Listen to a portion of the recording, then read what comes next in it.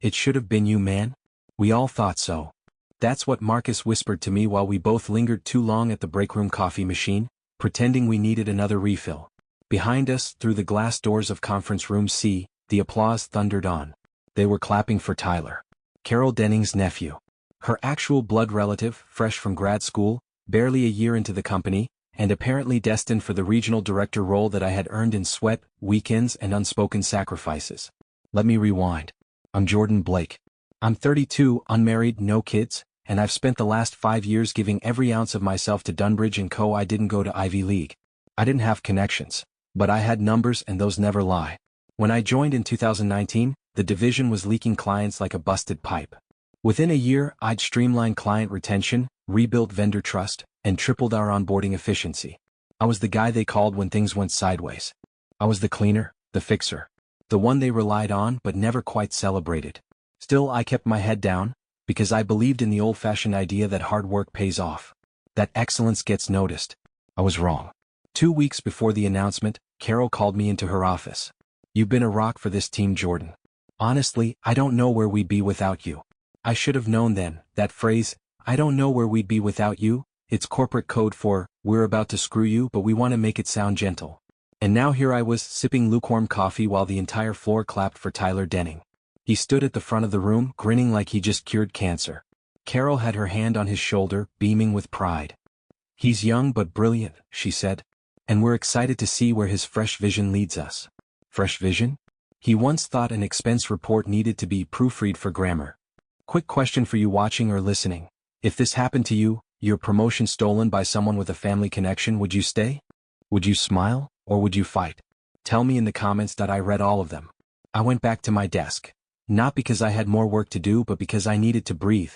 I sat in that chair I'd broken in over 5 years, same creaky wheel, same cracked leather, and stared at my second monitor. On the screen was a folder I hadn't opened in nearly 9 months. Carol untouched. You see, I hadn't always trusted Carol. Not because she was my manager, but because she was too perfect. Always a step ahead, always a little too polished. And people like that, they hide things. So anytime I caught something odd, a rushed approval, a skipped policy, an email thread that didn't line up, I saved a copy. Not for revenge, just insurance. Inside that folder was gold. Vendor invoices with inflated pricing. Bonus approvals she wasn't authorized to give. Deleted expense entries. And most importantly, Tyler's original onboarding documents. Turns out, he wasn't even qualified for the analyst role he was hired into. Carol had edited his resume and forwarded it from her own company email. Rookie move. That night, I went home, skipped dinner, and sat down with a glass of whiskey and my dual monitors. One showed Carol's spotless LinkedIn page. The other showed my Outlook draft box. Empty. Waiting. I wasn't just going to hit back. I was going to do it right. Hey, real quick, if this story hits close to home, don't forget to subscribe or follow. There's more to come, and trust me, you won't believe what I uncovered next. And I'm serious, what would you do in this situation? Walk away quietly, or burn it all down pixel by pixel? Let me know below. The next morning, I arrived early. Sat at my desk like nothing happened. Carol walked by with her usual, "Morning, Jordan," and I smiled like she hadn't just detonated 5 years of my life with one backroom decision. Tyler passed me, whistling, already wearing a custom nameplate on his door. His door. I used to help him fix his PowerPoint animations. By 10 a.m. I had compiled a master PDF. 47 pages. Annotated. Time-stamped. Indexed. By 10:23 I had a decision to make. Send it anonymously to HR? Or send it directly to Craig Lorton, the CEO? Craig wasn't warm. He wasn't approachable. But he hated 2 things: nepotism and wasted company money. Carol had committed both. So I opened a new email. To craig.lorton@dunbridgecorp.com. Subject: Urgent. Regional Director Appointment Discrepancy, documents attached, and I started typing. But I didn't hit send. Not yet. Because you only get one shot at this. And I wanted to make it count. You don't need to burn the whole building. You just need to pull the right wire. That's what I told myself as I hovered my mouse over the send button. And then I closed the email. Not because I changed my mind. Because I realized I could do more damage if I waited just one more week. The thing about people like Carol is, they think no one is watching. They believe their higher clearance makes them invisible. But power makes people sloppy. And Carol, she was practically dripping in carelessness. Let me explain. Our company, Dunbridge & Co., had recently transitioned into a new enterprise resource system, a fancy way of saying all our files, requests, audits, approvals, everything had moved to a central trackable platform. And I had been one of the lead testers for that migration. Which meant I knew things even Carol didn't. Like how even if you delete an expense entry from the front end, it's still archived in the system logs for 90 days. Or how PDFs attached to approvals were timestamped server-side, regardless of whether the approval date was edited manually later. And most importantly, I knew the admin logins. No, I wasn't breaking in, I wasn't hacking. I was simply doing what every competent employee should have done when the system launched, kept a record of who touched what and when. So over the next few evenings, while Tyler enjoyed his new office and Carol walked around like she ran the company, I sat at home with a cold drink and an Excel sheet growing like wildfire. Page after page of inconsistencies. Carol had approved a $22,000 client entertainment expense that was actually a private birthday party in Napa. Signed off on a vendor contract that was, get this, with her own brother-in-law's company. No bids.no competition. Cleared Tyler's PTO before he had accrued the required hours. And most damning of all, backdated an internal promotion memo to make it look like Tyler had earned the spot before the announcement was even made. And guess what? All of it was digitally traceable. Real talk, if you found this kind of evidence at your job, would you risk everything to expose it? Or would you stay quiet and protect your paycheck? Drop your thoughts in the comments. Seriously, I want to know how far you'd go. The problem with knowing too much is this: it keeps you up at night. I found myself replaying Carol's speeches in my head. The praise she gave me in public.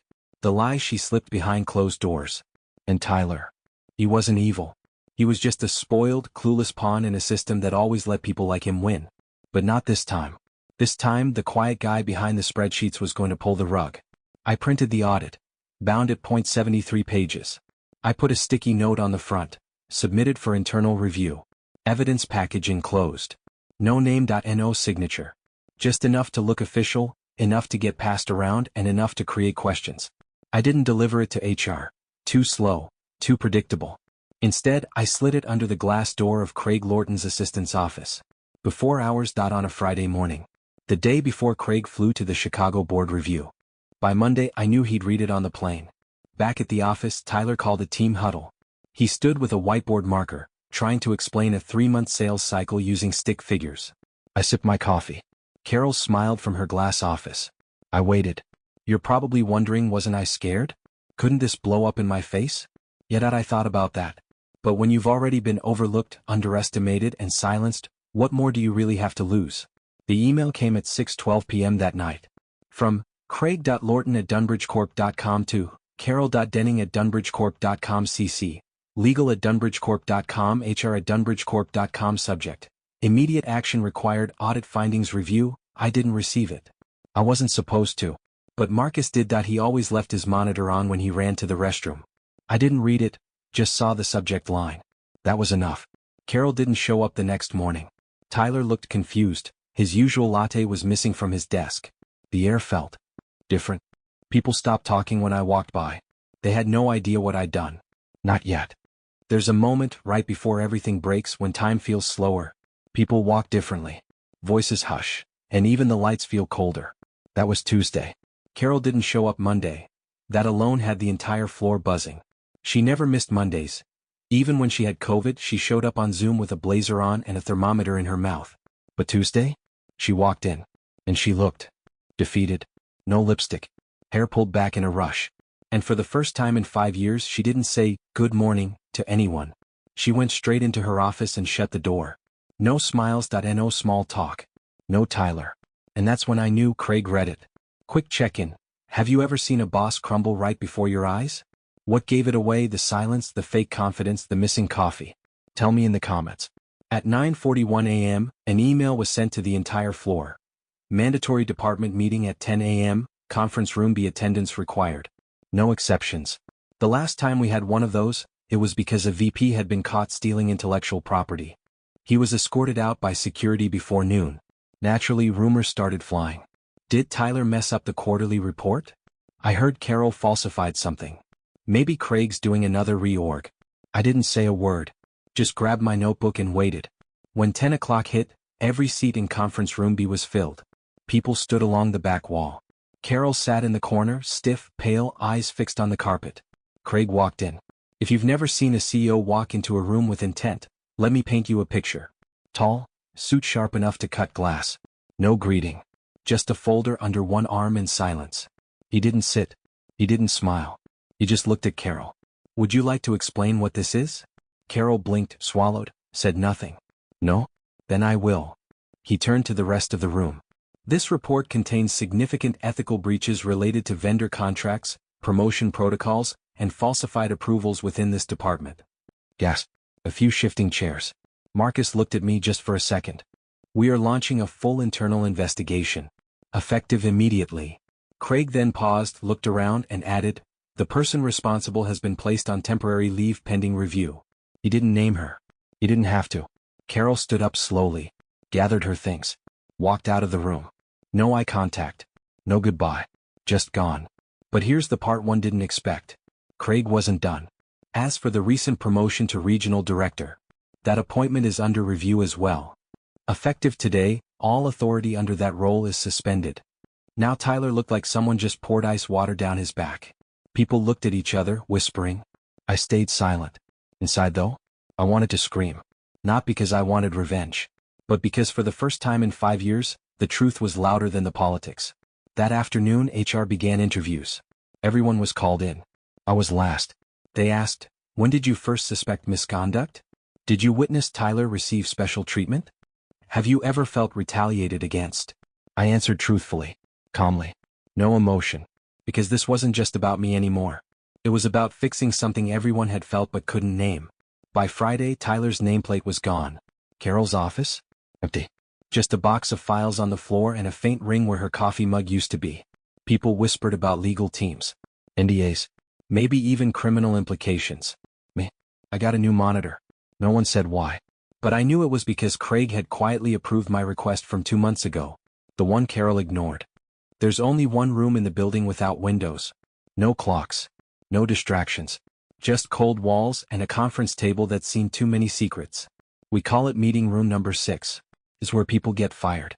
Or promoted. Never in between. It was 8:17 a.m. when I got the message. From Executive Office at DunbridgeCorp.com. Subject. Private meeting room 6, 9 a.m. sharp. No signature. No reason. No escape. I'd seen others walk into that room and never come back. But this time it had my name on it. What would you do if you got an unexplained summons to the most feared room in your office? Show up, call in sick, or start deleting files? Let me know in the comments, be honest. At 8:59 I walked in, alone. No one else on the floor even made eye contact as I passed. Inside it was freezing. Fluorescent lights. 2 chairs. 1 man. Craig Lorton. Geo. Clean cut. Impeccable suit. Zero expression. He motioned to the chair across from him without a word. I sat. He waited a beat, then slid a manila folder across the table. You're smarter than you let on, Jordan. But I already knew that. My pulse spiked that I didn't move. He tapped the folder. The report, the formatting, the tags, the system metadata. I've seen your documentation before when you cleaned up the billing disaster last year. It's your work, isn't it? Silence. I didn't answer. Because I didn't need to. He leaned forward. Do you know why I didn't say your name? Because whistleblowers rarely stay. And I want you to. That. I didn't expect. Not a warning. Not a threat.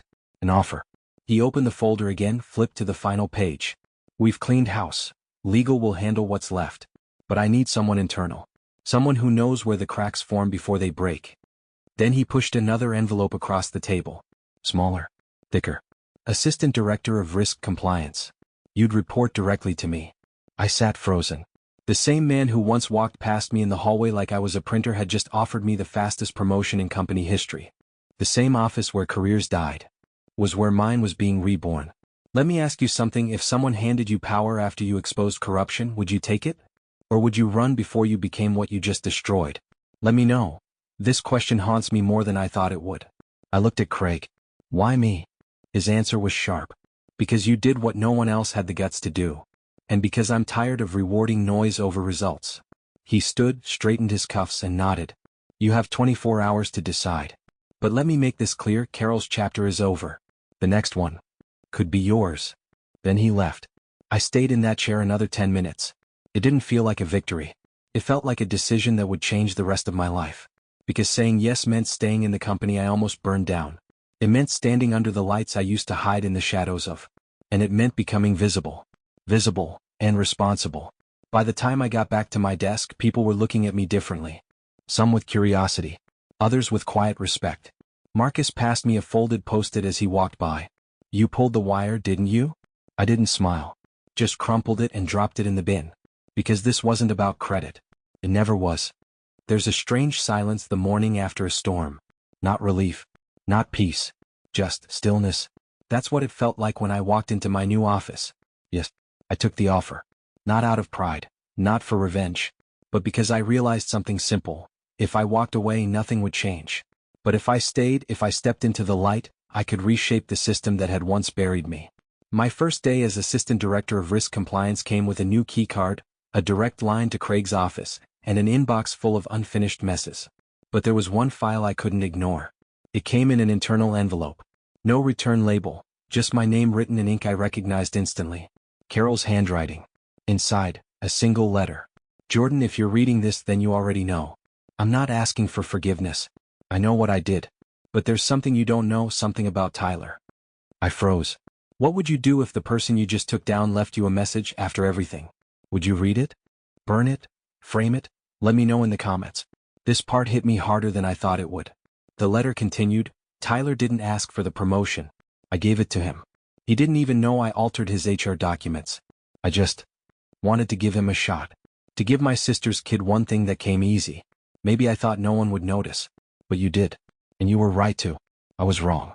So if you're in the seat I think you are, please fix what I broke. Not just the paperwork, but the trust, Carol." I sat with the letter for a long time. It didn't change the damage she'd done.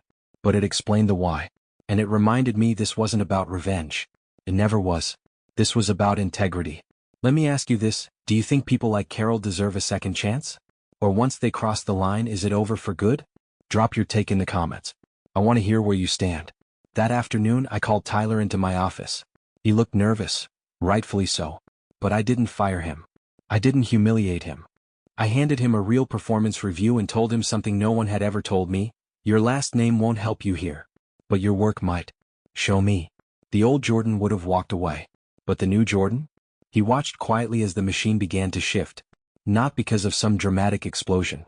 But because the right wire had been pulled. And the right people were finally watching. Now I walk through the halls I used to disappear in. People stop me. Not with flattery but with questions. With ideas. With trust. Not because I demanded power. But because I earned it.